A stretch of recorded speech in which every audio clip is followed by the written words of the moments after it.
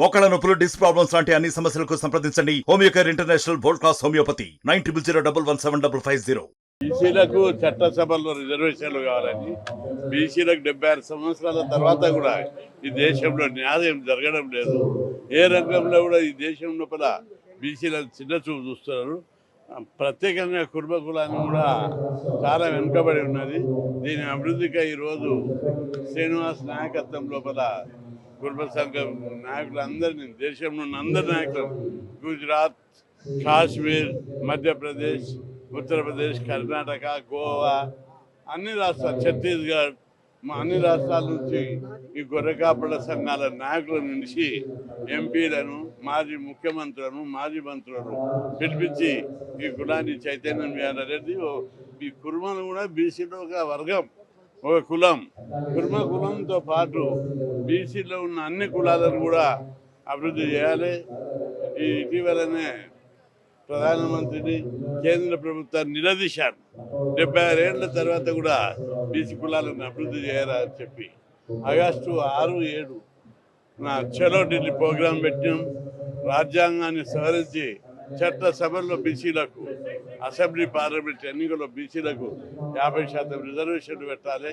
ఈ కులాలకు అన్ని రంగాల లోపల, విద్య, ఉద్యోగ, ఆర్థిక, రాజకీయ రంగాల్లో ఈ కులాల జనాభా ఎంత ఉంటే ఆ జనాభా ప్రకారము రిజర్వేషన్లు అన్ని రంగాల్లో పెట్టాలి.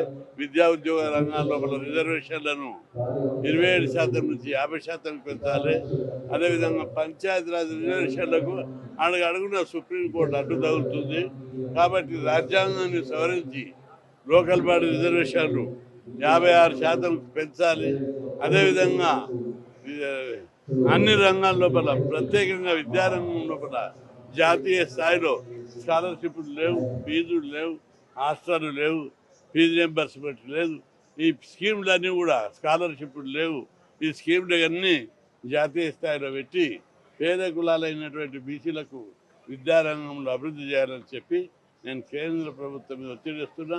వచ్చే పార్లమెంటు సమావేశంలో ఈ దేశంలో బీసీలకు జరుగుతున్న అన్యాయాలపై కేంద్ర ప్రభుత్వాన్ని నిలదీస్తే, బీసీలు బిచ్చగాళ్ళు కాదు, వాటాదారులు.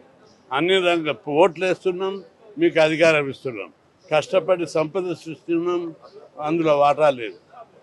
పన్నులు కడుతున్నాం, బడ్జెట్ ఇస్తున్నాం, బడ్జెట్లో వాటా లేదు. ఈ విధంగా ఈ కులంలో, ప్రజాస్వామ్య దేశం లోపల ఈ పేద బీసీ కులాలకు అన్యాయం జరుగుతుంది. ఈ కులాలను అభివృద్ధి చేయవలసిన అవసరం ఉందని చెప్పి, అందుకోసం బీసీ కులాల వారీగా అన్ని కులాలు కలిసి పెద్ద ఎత్తున ఉద్యమం చేయాలి. తొందరలోపలే అన్ని రాష్ట్రాల్లో కూడా ప్రతి బీసీ కుటుంబానికి 20 లక్షల రూపాయలు ఉపాధి పథకాలకు మంజూరు చేయాలి. ఎందుకంటే కేంద్ర బడ్జెట్ అంబానీ, ఆదాని, కార్పొరేట్ల కోసం కాదు. ఈ బడ్జెట్ చాలా ఉంది కేంద్రం లోపల. అన్ని శాఖలకు కేటాయించిన బడ్జెట్ మిగిలిపోతుంది. ఈ బడ్జెట్ పేద కులాలకు ఇవ్వవలసిన అవసరం ఉంది.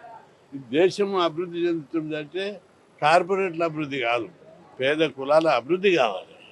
అభివృద్ధి కోసం బీసీ కుల సంఘాలు, కుల నాయకులు విడివిగా కొట్లాడు కాదు, అందరం కలిసి మనకు రావాల్సిన వాటా కోసం ఒక విప్లవాన్ని సృష్టించాలని అనుకుంటున్నాం. తప్పనిసరి అన్ని కులాలు కూడా కలిసి రావాలని, అన్ని రాజకీయ పార్టీలు కూడా కలిసి రావాలని విజ్ఞప్తి. మరిన్ని వీడియోస్ కోసం ఛానల్ ని సబ్స్క్రైబ్ చేయండి. లేటెస్ట్ అప్డేట్స్ కోసం వాట్సాప్ ఛానల్ ని ఫాలో చేయండి. అండ్ లింక్ డిస్క్రిప్షన్ లో ఉంది.